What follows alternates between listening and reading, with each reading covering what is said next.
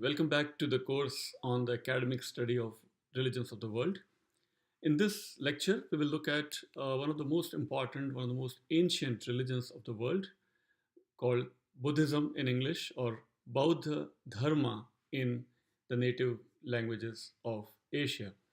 Buddhism, as probably you know already, that it originated in the land that we now know as India. Uh, that time it was probably called as Aryavart or Bharat.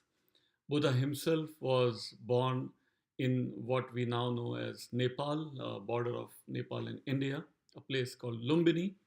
So, in this lecture, let's look at how Buddhism started, how Buddha became who he later became as, although he was born as a prince, but now later in his life he became an ascetic and the founder of Buddhism eventually.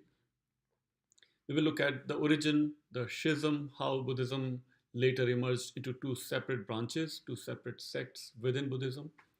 We will look at how Buddhism declined in India as it spread across Asia. So these are the four major topics that we will be studying. You can follow along my presentation on Buddhism.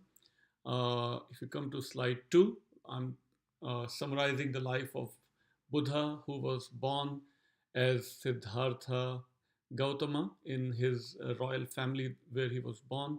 Uh, Siddhartha was his first name, Gautama his family name, surname, or last name as we call it now.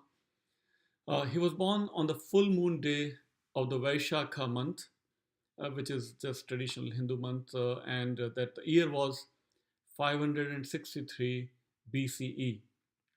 So almost 2600 years from today was the time when Buddha was born in a place called Lumbini. It was a pretty green, densely a place where a lot of trees were growing, a very green uh, park kind of a setting, a garden kind of a setting where he was born in what we now know as Nepal, just north of India in the Himalayan region. There are many legends, just as in the all these great people have also several great legends about their birth, just as Jesus Christ has. There are actually very lot of similarities in how Jesus is perceived by Christians and Buddha is perceived by the Buddhists. So, just as there are legends about the birth of Jesus Christ, we also have several legends about the birth of the Buddha. Uh, there was this prophecy as soon as he was born, or even before he was born, actually. There was a prophecy that he will grow up to become a Chakravartin, which means a revolutionary monarch, a great emperor of several parts. I mean, huge empire that he will lead. So Buddha will grow up to become a great emperor, a great monarch. Also, as soon as he is born, an ascetic walks all the way from Himalayas, comes and meets his father, Buddha's father, and gives this prophecy that he will either become this great monarch or he will become an ascetic, that he will renounce his wealth, he will renounce his family, and become an ascetic and live as a monk. Also, there is a legend that as he's just as when Buddha's mother is pregnant, she has these dreams, and uh, there are seven steps after this. And Buddha is born as a virgin, just as the birth of Jesus Christ is imagined or believed to be out of the Virgin Mother. Here also similar belief that Buddha's birth is a virgin birth, and her mother, Buddha's mother, dies immediately after giving birth to the Buddha. Again, he was born as Siddhartha, not yet the Buddha. So Siddhartha is born, and his mother passes away. Obviously, being born in a royal family, Buddha's father tries every bit to make him as worldly as possible. So Buddha is surrounded by these luxuries, all kinds of pleasures, all kinds of wealth, all kinds of pleasure plays inside the palace and outside, so that he's shielded off from any miseries or anything that is unpleasant is not even shown to the Buddha. Now there is this legend, another legend about his life, that when he is almost 25 years of age, he goes out to see a youth festival in his city of Lumbini. So Buddha is out of his palace on this chariot. You see this picture of his chariot on this on the slide on the presentation as you're following along on slide 2. So Buddha is sitting inside his chariot, and his driver is driving his chariot, and Buddha comes across four different kinds of people as he's taking this tour across the city, as he's going to this youth festival. He sees a very old man, first of all. The first sight that he sees, and that he gets kind of a first surprise, is when he sees an old man. And Buddha immediately comes to this question that is uh, is this going to be my condition also? Will I also grow up and become such an old person? The driver says, yes, my lord, you will also become an old person. We all do. Second, and after some time, Buddha comes across a sick person. He asks his driver again, will I also become, may I also become, there is a chance that I also might become such a sick person. And again, his driver responds, yes, my lord, all people once or more than once in their lifetime may become sick. Then Buddha comes across this dead body. The people are carrying this one dead body on their shoulders, and that's a picture you see on my slideshow, on the slide 2.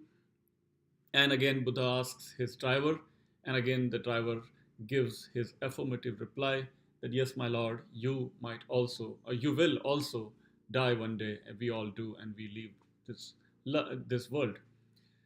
Buddha is full of surprises, as he has never seen an old, a sick, or a dead person in his lifetime so far.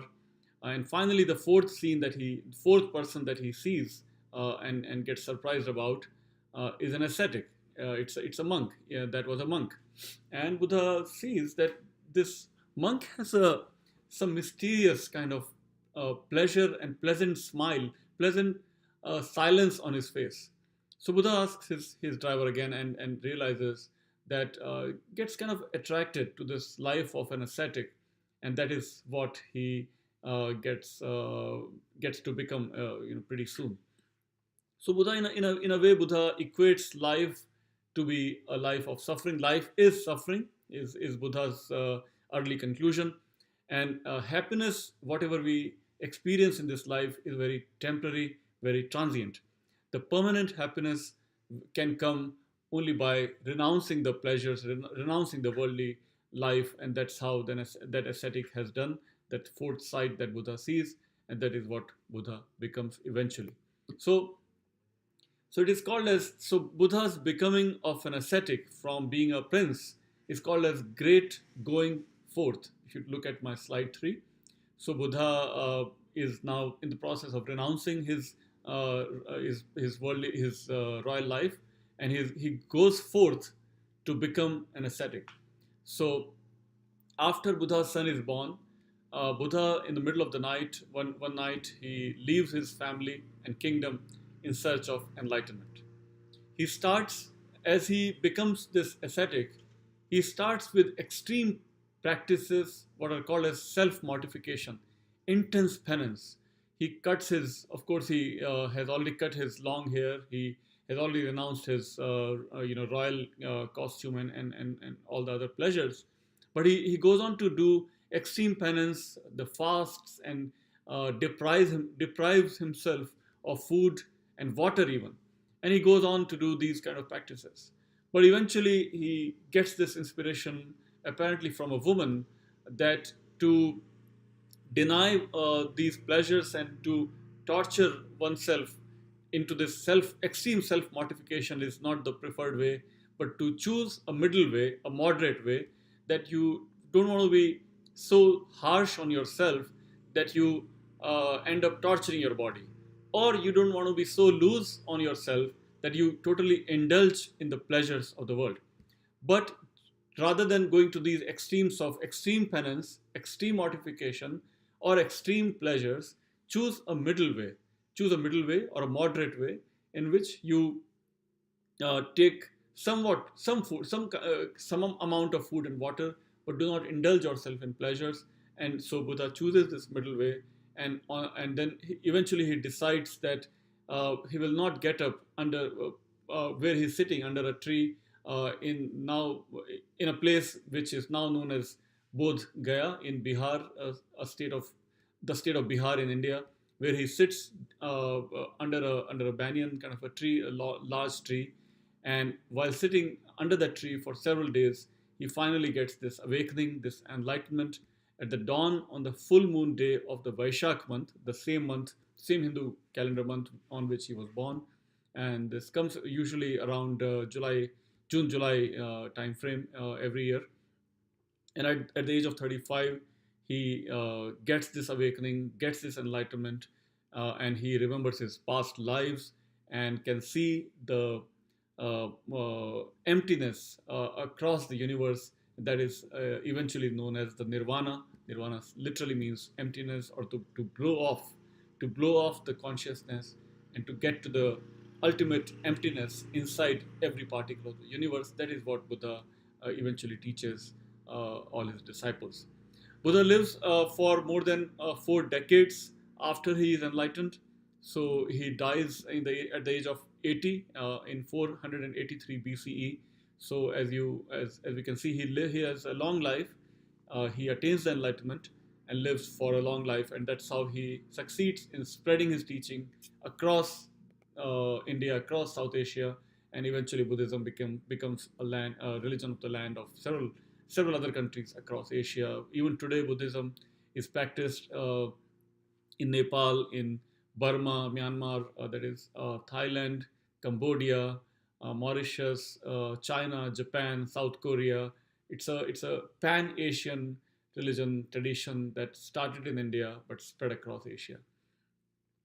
Now, if you look at slide 4, here we are seeing that Buddhism probably should not be called as a religion because it rejects all kinds of authority, even including against Brahmins, the Hindu Brahmins who were the spiritual leaders of the society.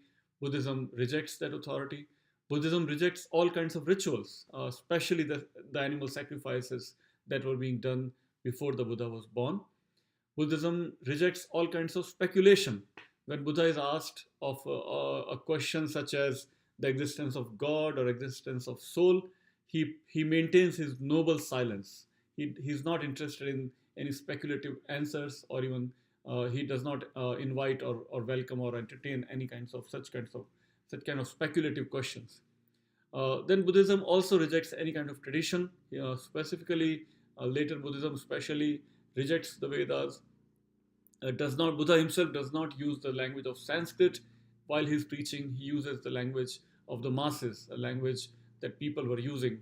Some versions, probably most likely, of Ardh Magadhi or Pali or other North Indian languages that people were using. That's the dialect that Buddha speaks in, not the Sanskrit, which was considered as a divine language by Brahmins. Buddha is also not interested in any grace that is coming down from any gods or goddesses. Buddha says it's only self-effort that can lead practitioners into ultimate liberation.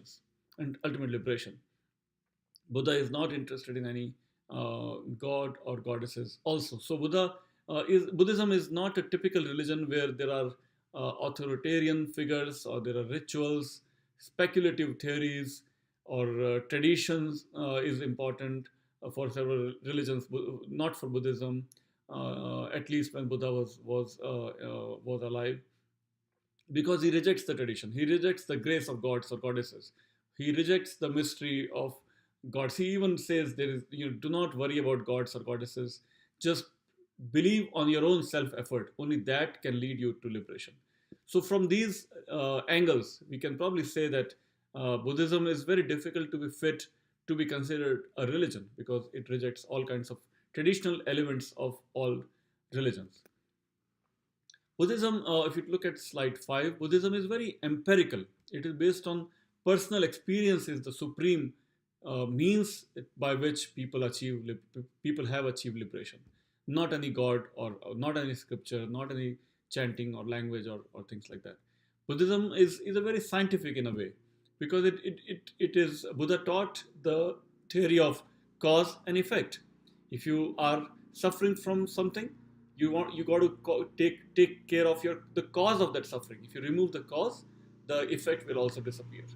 Buddhism is also very pragmatic. Buddha is interested in solving the problem, not about speculating about the grand theories of afterlife or so on. Buddhism is very therapeutic. It is Buddha was interested in ending the suffering of the humankind. That was his final goal. So very, it's like a doctor. He comes and tries to cure us from our suffering. Buddhism is very psychological, not so much into metaphysics or grand theories or so on, speculative theories or so on. It is about the condition of the human mind, how we can train our mind to get the liberation. Buddhism was, at least at the time of the Buddhism was very egalitarian. It rejected the caste system, or the gender discrimination. Also, was rejected by the Buddha. Buddha was one of the earliest pioneers who allowed women also into his order. So that is all about the and his life. In the next lecture, we will look at the teachings of the Buddha, and we will go from there.